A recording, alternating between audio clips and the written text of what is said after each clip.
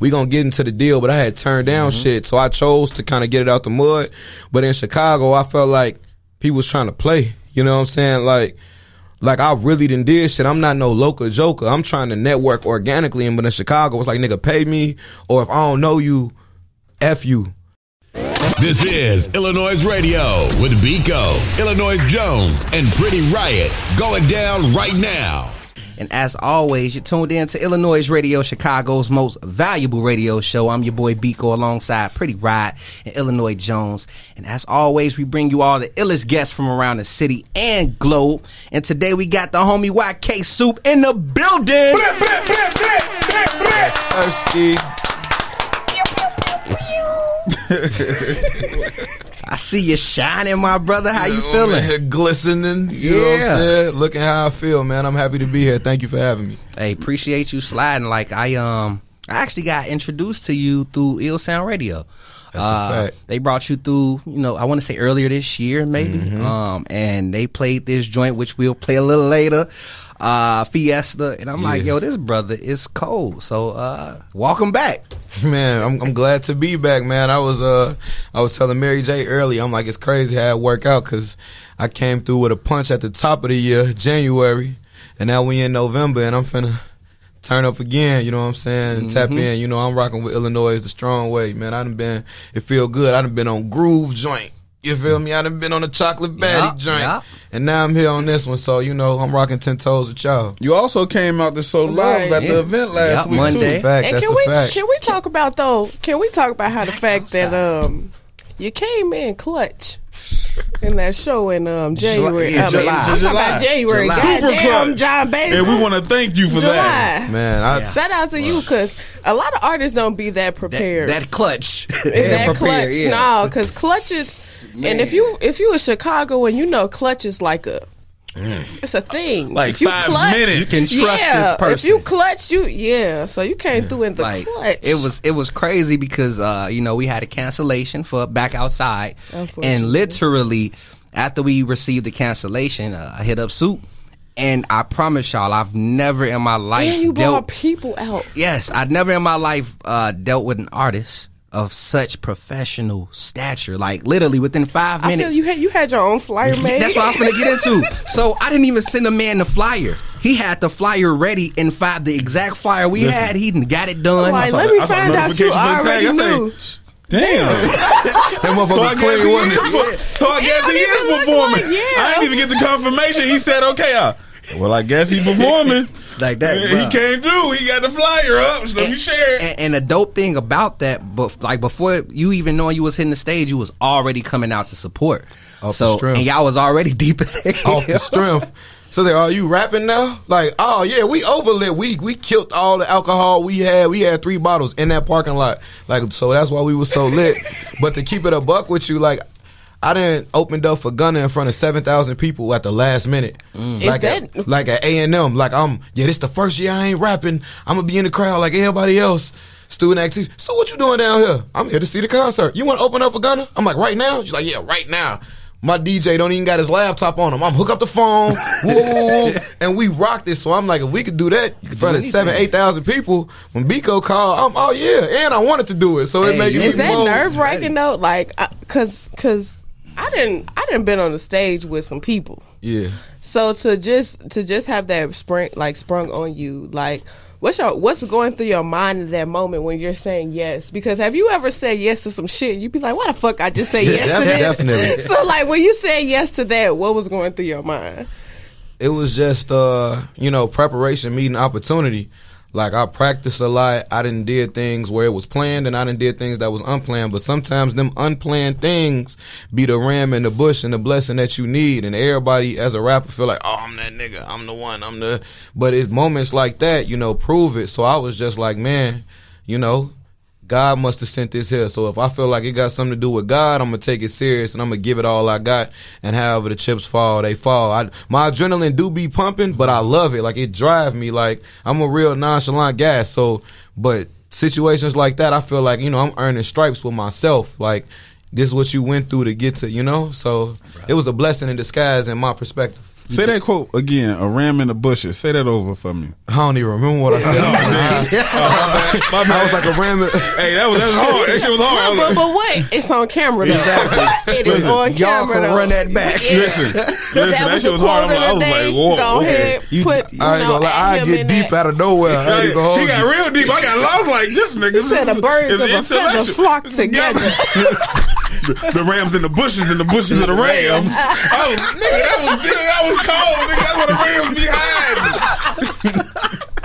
Hey, but I will say you definitely earned, your stripes with us. I mean, we've already been supportive, but like you coming in a clutch like that, my brother, we had to bring that up because, it really takes passion and it takes professionalism to get it done within the span of time you got it done. So we salute you. And plus, it's so that you really rock with us. You know what I mean? Big fact. And that's what the energy is. And to add something on, like my only regret is that I wasn't on it earlier because that was really my first show that I did in the city, like in the heart of the city. Like I done did stuff out in the burbs, but since my last show, I was out of town. So people was, when you gonna do something in Chicago? When you gonna do? You always So when it came up, it was just like, damn, I gotta go hard. So to make sure when the next one, people gonna want to slide because they remember, like, hey, they turned up. You know what I'm saying? Y'all turned that bitch up too. Shout out Mooney too. Shout out Mooney Sal. Oh my God, Shmigo Mooney. Man. Make sure to check out the Ill List playlist in which we provide you with the latest tracks we play live on our show. Head over to Spotify and search iLLANOiZE Radio to follow our playlist as well as follow our podcast. Now let's get back to the show. I think it's really intriguing that you've performed in front of an audience of so many people because, like, one thing I know about being on the stage, whether I'm hosting or being an artist, is that it takes a lot of courage to do that. So, like, when you're prepping for shows, what does that actually look like when it's not, kind of rushed? Like, what does that process actually look like? The process looks like us getting our timing down and me and my DJ like getting it together to where I can take breaths and he do the ad-libs so that way the show sounds super crispy, like a lyric isn't missed and stuff like that. We be sweating. Motherfuckers, like in the past, we didn't have motherfuckers in YKMG arguing. Bro, that shit weak. You feel me? That shit weak. You know what I'm saying? How you gonna say my shit weak? Nigga, bro, I don't feel it and I'm right here, so how the fuck they gonna feel it? You know what I'm saying? Like, we get like that, and it's a lot of exhaustion. You know what I'm saying? Putting it together. Okay, what is YKMG for? Because YKMG. I don't really know what that stands for. I'm not gonna sit up here and lie. So, hey, I appreciate you for asking. YKMG stands for Young King Music Group. That's the label. Okay. The LLC, that's the squadron, that's the gang, that's the family. And that's the label that was the group. First it was a group in 2017. Okay. We went to South by Southwest for the first time. And I was battling people and I was rapping. We had like 8 shows. And people was like, man, who is y'all? And we didn't have an identity. They was just coming to support Soup. And then I'm like, shit, nigga, we the YKMGs. For the YKMGs, we like that. It just came off the fly? Yeah. And I told the gang, because YK Supe, YKMG, Young King, music group, DJ, producers, we in this bitch, you know what I'm saying? But, yeah, that's the company. So you dropped that in. So that came about in 2017. March 2017 at South by Southwest, which was like 5-6 months before my first deal and shit. So it kind of... Well, happy belated 4th year anniversary. You feel me? Right. It's people don't understand it. It's not easy building the LLC, building the team, and making it official. Being Definitely consistent not. for years in general is hard to do for anything. And you spoke on rap battle.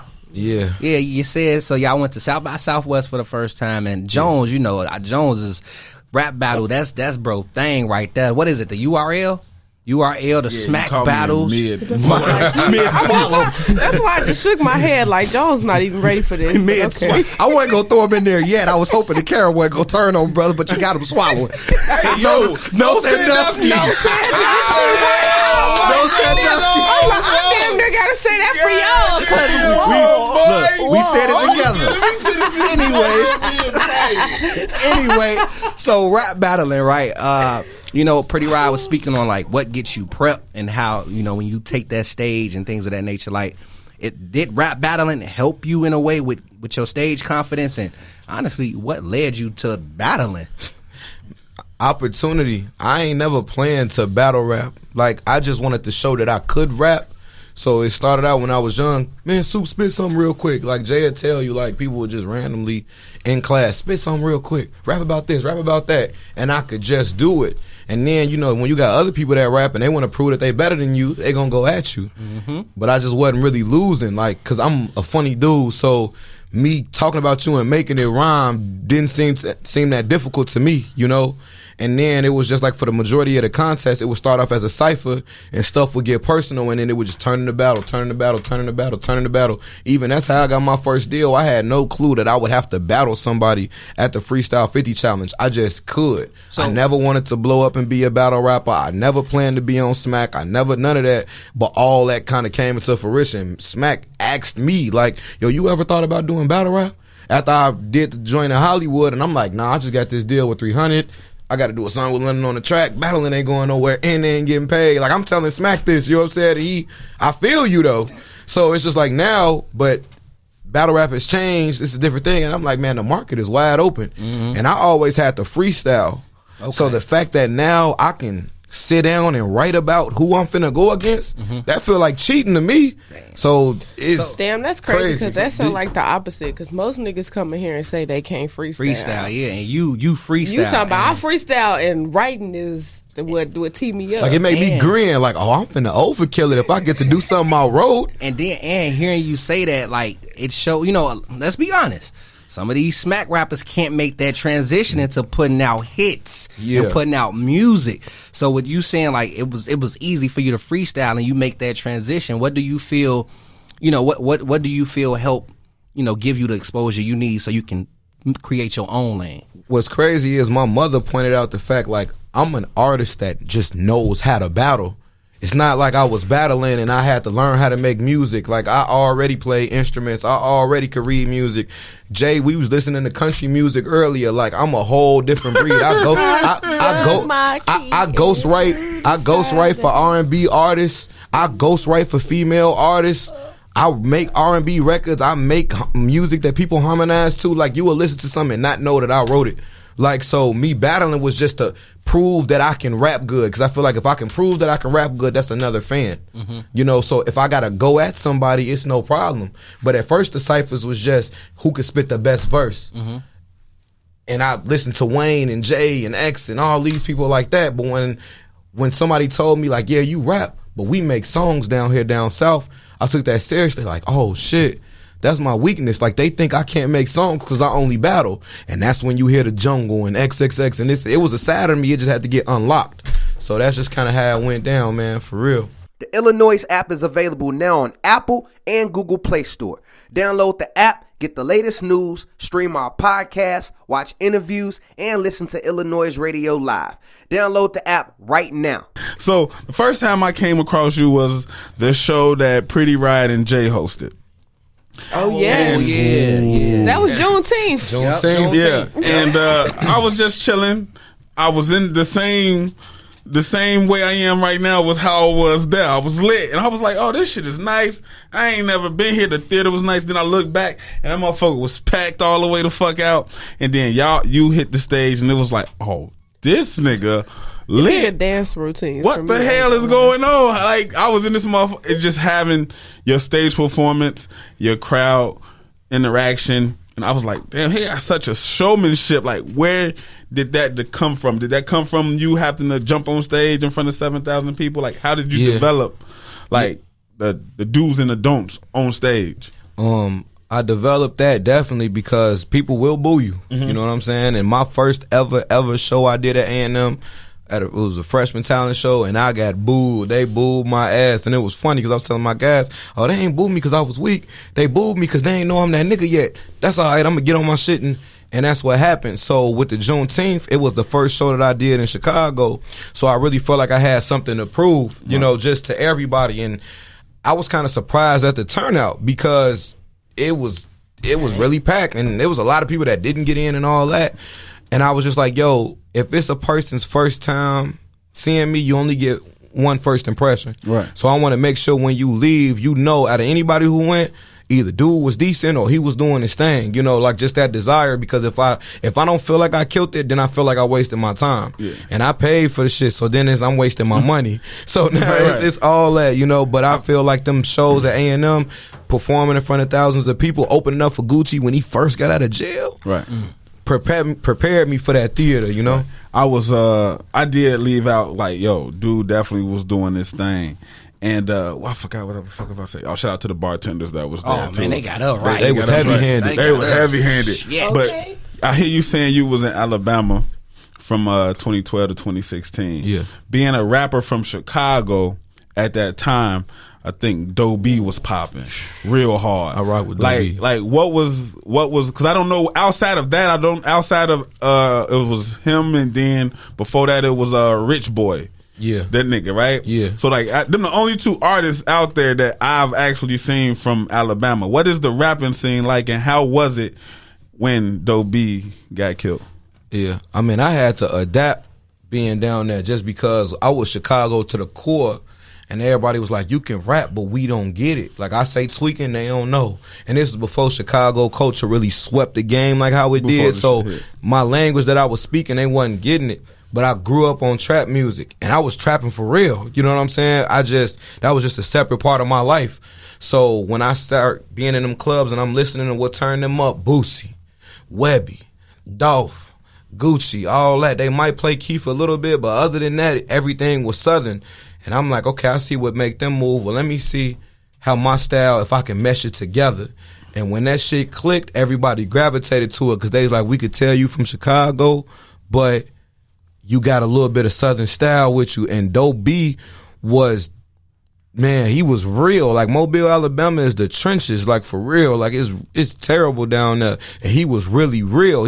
To me, people laugh. I'm like, bro, he was like a Southern Tupac, the way he predicted his death and metaphors and all that. So it hit the city hard, but Alabama wave turned up. You know, YBN the Mayor got on, but they don't even really respect him for real. But then you got people like No Cap, you know what I'm saying? Right. And you got all these people that was going to Atlanta turning up. Shoot, Gucci originally from Alabama. Right. You know, he from Bessemer. So, like, it was just a lot of people like turning up, and they support their own. They never let a song die in Alabama. Like, it could come out in 03.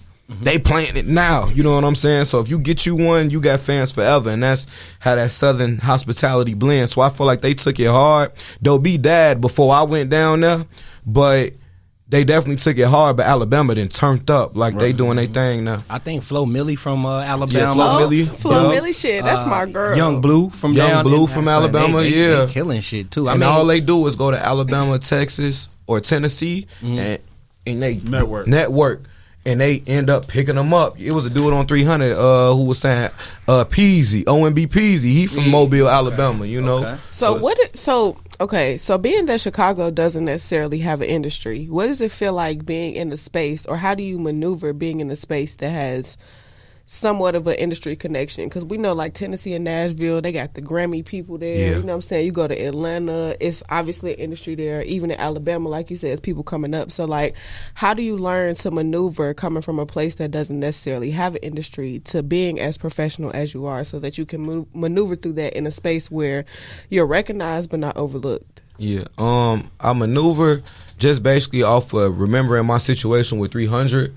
Like, I noticed that in a blink of an eye, I was in a place where a lot of people have been trying to get to their whole career. And when I got there, it was like a mirage, you know, because it wasn't what I thought it was going to be all the way around. And that made me understand, like, my independence. Like, down south, man, they everything is so independent. They selling, like Master P was selling, you know, CDs out of his trunk. You know what I'm saying? Like, don't nobody really care about the highest fashion, like Atlanta kind of, but not for real. So people don't have a problem buying your merch because you represent what they feel. You know what I'm saying? So for me, when we being back in Chicago, I haven't forgot where I've been. I don't act like I'm above nobody, but I done had Rock Nation meetings. I done been around. I done seen what's outside the city. So I feel like that separates me from everybody else, because if you don't remember nothing, you remember my professionalism. You remembered that I knew how to articulate myself. You remembered that I was consistent. When you come to my studio sessions, it's real magic in there. Do you feel like college has something to do with that? Because I was actually going to say we never even spoke with why you was in Alabama in the first I'm like, place. well, shit, my bad. He was in college. Yeah. Graduated. Cum laude. He graduated. Cool. You know? What? Cum laude. Really? That mean that nigga was smart. He was, look, you know he was okay, smart. let's talk about it. Half of it was smart, half of it I cheated. I ain't gonna lie. Hey, at least- But I was smart enough to cheat. Exactly. That's smart, man. Cum laude. That's literally smart. Cum as hell. laude. You was smart I'ma enough. In my After major, work- I ain't after cheat, work, but I'm not stats gonna- and all that shit like that, I was lit down there. that I shit pledged all that. unnecessary. All the girls wanted to get in the club. I'm like, yo, if you give me the answers to this, I'm gonna put you in the got skip you. line. I got you. I'm gonna get this degree. That's smart shit, right? I mean, what college did you go to? I went to Alabama A&M University. I got my degree in sociology with a minor in psychology. I went there from 2012 to 2016. Damn, so you studied society pretty much. And it helped me a lot navigating through the game, like reading things and understanding perspectives that I may not agree with. That's the number one thing. And being down south turned my hustle up. Child, yes. It really turned my hustle up because I'm alone. I don't got friends. I don't got family. I don't got cousins. I don't got. So everything that I do is on me. So I had to figure it out. And with music, when I figured out music costs, man, I was working, I was trapping, I was doing everything I could to invest. I'm driving to Atlanta doing open mics. Like the drive and that hunger was really driving me because I'm like, I can't waste my time. Like I'm getting my degree. That's easy. Go to class, participate, give a fuck, you're gonna graduate. That's it. It's not that difficult. You know what I'm saying? And then for me, I'm like, I was already popular. So with the rap shit, it just kind of went together. And then when I got signed after I graduated, the fans stuck because they was like, damn, this nigga really did it after all that. Rapping in front of the library, rapping in the cab, battling people, you know? So down south played it. If I didn't go down south, I probably wouldn't be rapping. Wow. I used to cut hair. Like I could rap, but I never rapped to get on. Jay will tell you, I just used to just do it. I didn't want to be famous. I didn't want to get on. I didn't care about the money. I just wanted to survive. I came from a dangerous place. So if I could survive, not be in jail, be out the way, my mama proud of me, I'm cool. Rap just found me when I went down there. Like, oh, I could really do this for real. They fucking with what I gotta say. Okay, and then it kept spreading, and now we here. I know you was talking earlier about the hustle down there, down south, where you still people pass out, people still buy your CDs. To go from that and then come back up here and don't nobody even want a CD. Cars don't even You have gonna CD get looking players. crazy as hell. So You ask for people be somebody looking to at it like, CD how did you have to adapt? Like, was it tough for you to adapt to how things go about in the city? Nah, because I had a little wave on social media. Because when I was turning up down south, a lot of people was tapping in. So it was kind of like I was like the enigma because you would see my videos in the city. I'm in the studio in the city, but you never see me out. Right. So when people start seeing me out, they're like, oh, damn, you Supe from Instagram. You was with Meal Ticket. You was with this person. You was with that person, you know? So it wasn't really hard because a hustler is a hustler. So for me, it was like, shit, sell my merch. Okay, I ain't getting booked for no shows. I got money. Throw my own damn show. Then that, because I see how Chicago is. I caught on down south. You can go to the radio with your song, and if it's hot, the DJ gonna play it. Yep, It don't even yep. matter. Big shout out to because them. then that's gonna translate to the club. And if they rocking with it in the club, you good. And them DJs, they love breaking records. They love Yep. breaking records because they want to be They the know one. real DJing though. Like I feel like certain, not to cut y'all off, but I feel like with that DJ shit, like I feel like certain new era DJs, they just want to be popular. But it's very few DJs that actually is DJing, like you said, wanting to break records and wanting to actually put people on. So I could imagine like how that actually was for you, like being in a space where like people was just fucking with you and you didn't, you know, you was making a name for yourself because they was actually like, I want to put you on. Like that's a different type of feeling when you go from like, hey, can you play this, to a motherfucker like, nah, I heard this and I think this raw, so let me play it for you. Yeah. Now that was, to answer your question, that was a difficult thing for me, because for me, I already was kind of ahead. I turned down, like, we gonna get into the deal, but I had turned down shit, so I chose to kind of get it out the mud. But in Chicago, I felt like people was trying to play, you know what I'm saying? Like I really done did shit. I'm not no local joker. I'm trying to network organically, and but in Chicago, it's like, nigga, pay me, or if I don't know you, F you. But Or then, pay me. but then they come to the, but then they come to the Illinois concert where I get on there last minute and I rock it, and they act like they been messed with me. And I'm like, bro, I done been in the studio with Lennon on the track. I done met Kevin Lyles. That's the nigga that paid Gunna and Thug. I done been down there at tables, nigga, worth $50 million. And I'm networking with you because you the DJ at club, whatever. And this is organic. This ain't about clout for me. Bro, I know Dolph personally. You know what I'm saying? So that was hard to deal with because in Chicago, everything is a finesse. Everything is a grind. Everybody trying to get over. But down south, it wasn't like that. If they don't like it, we ain't feeling it, bro. We ain't feeling it, bro. Go back to the studio, come back with something else, and we'll see what we can do. But if they love it, they go, that's Supe. That's my boy from, I don't even like Chicago, but I like Supe because he make that shit I can feel. You know what I'm saying? And that's, so coming to my city where I wasn't getting love, that drove me, which is why the Juneteenth bust. And when I did the baddie bars, I rapped my ass off because it's like, y'all not finna play with me. Y'all not finna play with me. I tried to mingle with y'all and bump elbows, but y'all don't want to do that. So I'm just going to show y'all how to do this, and y'all going to have to come back around and revisit me. You know what I'm saying? Because I'm very passionate about this, man. For real. The iLLANOiZE app is available now on Apple and Google Play Store. Download the app, get the latest news, stream our podcast, watch interviews, and listen to iLLANOiZE Radio live. Download the app right now. Now, I've been hearing you, speak on deal throughout, our convo. Yeah. And to my knowledge, you were signed with 300, if I'm not mistaken. Yeah, I had a singles deal with 300. Yup. Are you still currently affiliated with 300? I mean, I still get paid. Like, it's a check, but I was signed to them for basically one song with London on the track. Because I'm sorry, what is a singles deal? Because I ain't never too much heard that terminology. Yeah, so you got different kind of deals. A singles deal was when they like, all right, check it. Now, they can sign you for multiple singles, but they'll be like, yo, we making one song. We gonna front the budget on all this. We gonna get you the feature with whoever the case may be. You gonna make the song. We gonna push the song. And if the song go, we gonna try to cut you a bigger check and keep you. And if the song don't go, we gonna shelf you. So it'd be a hit or miss with that type of thing. Mm-hmm. But in my situation, unfortunately, I don't know. Maybe they thought I was just a battle rapper, but after the song was made, I was offered a deal for $250,000, but the deal wasn't good long term. So I was like, yo, let's just finish the singles deal, right? And if it go right, we can negotiate. If I'm terrible, you can shelf the song. It ain't y'all fault. But I ain't finna sign this other deal. Y'all trying to feed me my seconds before I finish my first. And everything went left. Like after that, it went from everybody calling me. I'm on Big Boy in the morning, and I'm with Sway and Smacking and Cali and Atlanta and traveling and this and that. And then it went to, shoot, man, if you don't sign this, we ain't got nothing for you. So it was really the conversation. So the single hit. Nah, this what happened. Like I did the song. And he was like, that's an honest response. They was like, no, they was like, this the final version of the song? I'm like, yeah. And they was like, shit. Yo, fuck this singles deal. We gonna give you this deal right here. We offering you this right here.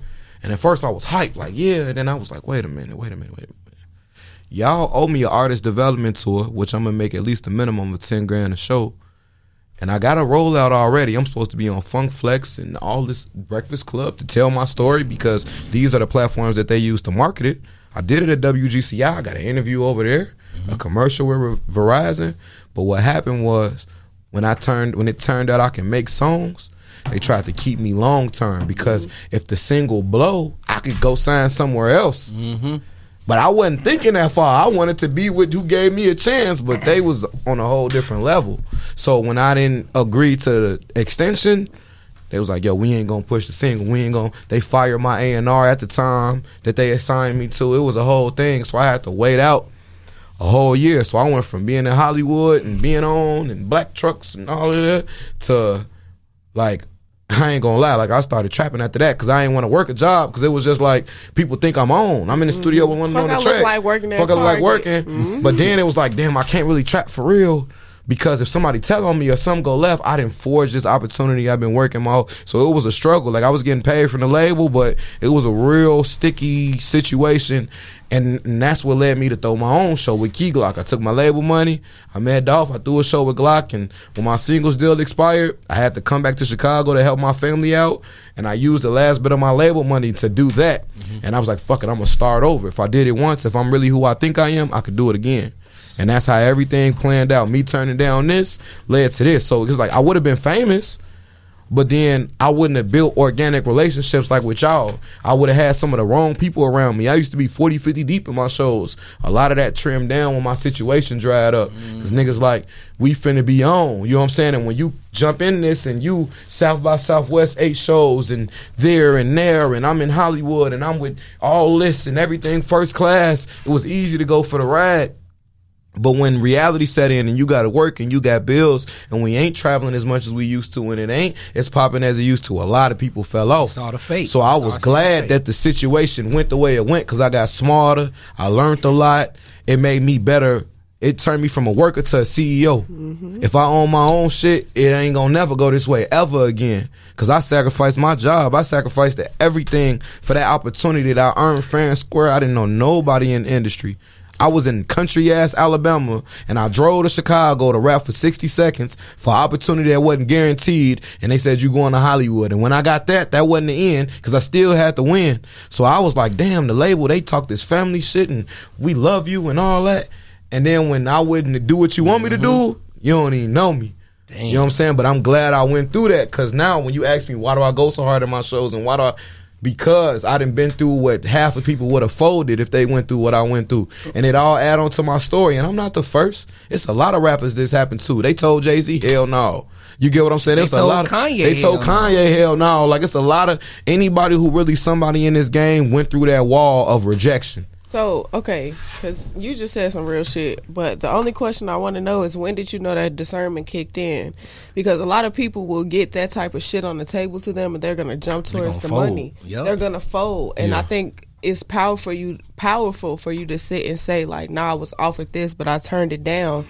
That's a certain level of security and like discernment and discipline that most people don't have. So like, where does that come from? Or did it kick in? Did you have a come to Jesus moment? Like, how does that work out? Because I think that's more important than actually turning down. It's the moment when you realize like, nah, I'm better than all this shit. Remembering what I did it for, because like in the beginning, like I said off cam, I didn't rap to blow up and be famous. I didn't blow up and rap for the money. I could get rich without rap. With a good credit score and doing research, you could do just fine. But this is my passion. My freedom is my passion. So when I had the lawyer review it and they telling me you won't have freedom and this is how this is and this is how that is, I ain't jumping to it for that. Hell no. Like, and then I looked at my age at the time. I'm 27 now. I was 23 turning 24. So I was like, I'm still kind of young. You know what I'm saying? I'm like, when did Reasonable Doubt came out? That came out when Jay was 27. I got time. That's exactly how I looked at it. I got time. I can't go like this. Like, I'm not thirsty like that. You know what I'm saying? My integrity.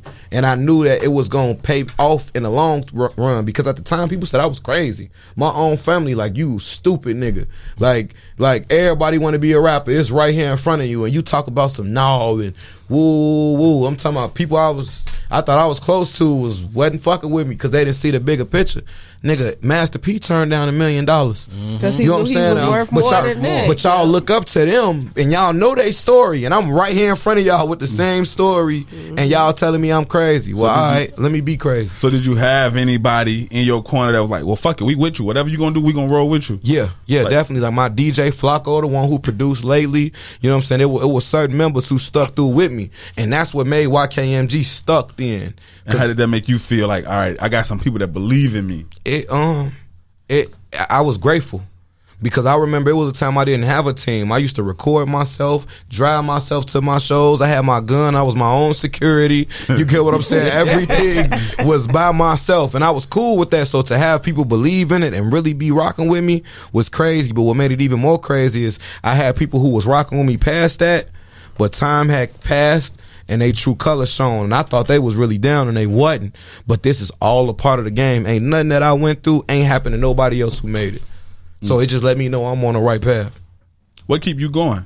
Shoot, the passion, man. I love this shit is dope. You know what I'm saying? Like, I love just being able to do it.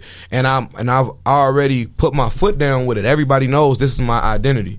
And not to cut you off. Yeah, go ahead. You very serious because courtesy of Chocolate Baddie Mary J, I got to sit in the studio session with you. Facts. And that shit was kind of funny, but one thing, that was my first time even really being around you. Yeah. So one thing I loved seeing you in that environment was just how serious you were. Like, I've sat in sessions with other artists and they kind of just be chilling or they be getting high. Like, nah, you was right next to the engineer. Like, no, I want this to sound like this. When I get in here, it needs to sound like this. It needs to sound like this. Mm-hmm. So, like, I guess, where do you learn that from? Because I think some artists may want that power, but they don't know where to get it from, because that's a lot. That's big to me, because I've really seen artists that just kind of let the people around them influence what they make instead of them influencing what they make in the studio. So, like, where did you gather that control and that power from to be able to say, like, fuck what you talking about, you think sound good, this is what I feel like I should sound like? It's three things. Number one, it come from before I could afford to go to a studio or even had a connection to even get into a studio, I had to record myself. So I didn't have the best equipment, but I knew how to work it real good. So I got the gist of how this is supposed to go just off of my own, doing it alone. And then it turned into, when I thought it was good enough, people in higher ups like, yo, this isn't clean enough, this isn't crispy enough. You need to go to this studio and get with this person and learn what it's like to have it professionally with sound. And that's what I started doing when I was going to Atlanta, being in Street Exec Studio and all that. And then number three, the chemistry with my engineer, because he respect my opinion, like he ain't controlling. You know what I'm saying? And at the end of the day, when you put this music out, it falls on the artist. If it's weak, everybody's saying you weak. So you need to own that shit. You need to make sure everything is the way you want it to be. My engineer, my homies told me. You the rapper. If you really love your art, study it. And then I've put a decade in. I'm a decade in this as far as just rapping and perfecting my craft. I don't know how many hours that is, but it's a whole lot. So it also comes from that too, just that time I put in. Now, I want to actually go back to the deal real quick. Yeah. Do you see yourself signing another deal? If it's at least to your liking, will you, if they throw that deal on the table, what you doing? Yeah. I'm definitely looking for partnerships, and that's why I'm grinding to put equity on my name. I like how you said partnerships. Like Player Made got 150,000 all independently, no bots, no paying for streams, no none of that. Like using my industry connects and investing my money. So I'm starting to get a rhythm now, and I figure it out. 300 wasn't even tripping for giving me that deal. Biko, I didn't even have an album out, a mixtape, a video with an original song. All I had was remix songs on YouTube. So when I get smart, when I got my first deal, it was off of pure talent. I didn't have no equity, no nothing, just skill. But skill ain't enough. You see what I'm saying? It's also about everything else that go with it. So that's the nucleus of the whole thing, like just understanding that part, man, to really answering your question. Just that's the nucleus of it, just understanding, what it is and what it ain't, and being real with myself. What's your weaknesses, Soup? Where are you lacking? Mm-hmm. How you gonna ask for $1 million and you can't even make something that make the club move consistently? Be real with yourself, and that's what helped me sharpen up like this, man. Yeah, I'm happy to hear you, look at that deal as a building point for you. Yeah. Instead of, I ain't doing this shit. And never take the first one. Never take the first offer. Never take the first offer. I inherited the deal because I won the contest. I ain't asked for it. I inherited it. I won, and this what came with it. So I just had it. That God gave it to me just like that. Here it is. But that ain't what I wanted. I want either a distribution or marketing deal, or even if I am licensed under another company, it just got to make sense. And they got to let me be me. A label can't tell me how to be me because I'm something I ain't never been before. Mm-hmm. Damn. You know what I'm saying? So if you can understand that and respect it, we going to be able to rock, because you ain't got to worry about me working hard, because I'm going to do that. I'm doing that without it. You know what I'm saying? Big old facts. I'm gonna transition because I was on your story. We follow each other. Yes, I saw sir. you walking down the street with some basketballs. Facts. And I said I bust your ass. But prior to that point, I learned that you coach. Yeah, definitely. I love the youth. I love basketball. Shit, in high school, I played with Anthony Davis. I did AAU tournaments. I got offers to D3 schools and JUCOs and shit like He that. gonna bust your ass. Don't get it twisted. Don't get Be it careful about that knee, though. Just all I That's say. exactly what I was about to Be say. careful know- about that knee. On God. So for me, I'm like, yo, a lot of rappers wait till they get on and start an AAU team, but they not really involved with the situation. With me, I love the game. I love the youth. I got my degree in sociology. I was going to be a prevention specialist if I wasn't going to be a rapper. Like, I already had it mapped out. I'm always organized and precise. So for me, it fits in the season. In the wintertime, it's usually when the industry shut down. November, December, January. It kick up around January going into February. And my boss understand that I do music. He love the mixtape. So, and I got another coach so it all work out. So I get to be with the youth. I get to be around hoops. I get to get in shape. And I get to get paid. I got to invest in his music. You know what I'm saying? So, for sure. So I got a question, because what I think you just said was like low key very powerful, but it might have went over some people's heads, because having an impact on the youth is not something that's easy to do. So like being that, okay, what am I trying to say? They're hard to touch. They're very hard to touch. So like, how do you bridge that gap? I guess is the best way to say it, because I think like you could easily be seen as the cool person. Like, yeah, I look cool doing this shit, but like, yeah, people look cool doing it, but sometimes that being cool just don't translate. So like, what is it that you feel like helps you connect with the youth to the point where you're able to actually coach them? Because being a coach is being able to guide them. Yeah. So like, what is that connection, or how do you feel like you're able to connect with the youth so that you can actually guide them to do better? Considering that you understand different sides, not just sport. You see money. You see a lot of different types of money, which is what our community won't. Yeah. So how does that? Yeah. Just being humble to the whole situation. Kids wear their emotions on their sleeve. If they rock with you, they rock with you. If they don't, they don't. So for me, I just be authentic. Accept me as I am. If you don't accept me, it is what it is. But I'm here for you. I let them know. Like, I live on the east side of Chicago. I let them know I drive an hour to hour and a half up here just for y'all, for an hour and a half. This ain't about the money. This about me trying to help guide y'all through life, because I knew what it did for me. I didn't have my father in my life. I had uncles and cousins and different things like that, but coaches and people at park districts in the neighborhood is the people who helped shape me to be the man that I am today. So I'm always going to have room. If I got room on my schedule for the youth, I'm going to do it, because that one thing, building confidence and guiding them the right way, and they watch me code switch. I came into practice. That's what I mean. Like the balance of I didn't come into practice like this. I came in with a coat, a shirt, shoes, regular. I'm out there with them. I got down on my knees today to show a girl who was about my height while I'm on my knees, like, yo, you can do this. You get what I'm saying? And I go that far into it. You got me, brother. My knees ain't that good. I'm down there. I'm like, look at me. You know what I'm saying? They. But when practice was done and the gas came, when it got to the end, I started putting my jacket on. I start putting my chains on. I start this and that, so they know, like, he got something going on besides this. And I had a kid ask me, like, yo, how much is that chain right there? I'm like, 11,000. He shit. What you doing here for with us? Cause I fuck with y'all. Like, I ain't gonna cap. I fuck with y'all. Like, I'm here for y'all. As long as I can do this, I'm gonna do it. And if I get too big to where I can't do it, I'm gonna give y'all some bread. Like, it's gonna work out. I fuck with that though. Like, same. Outside of just having a question, I just want to say I fuck with that, because I think so often there are so many of us that come from these environments. Like, we were bred in these environments. These environments make us the creatives and the hustlers that we are today. But so many of us leave that space and never come back to give that inspiration. So I ain't even got a question to ask, but I just wanted to like give you your props and give you your flowers for that, because so many people, like, I talk about that all the time. Like, so many people leave the hood and they never go back to show these kids in the hood you can make it out just like I did, and here are ways how. So I fuck with you just for taking your time to do that. Nah, to keep it a buck with you though, I do both. Like, in the summertime, I be in the hood.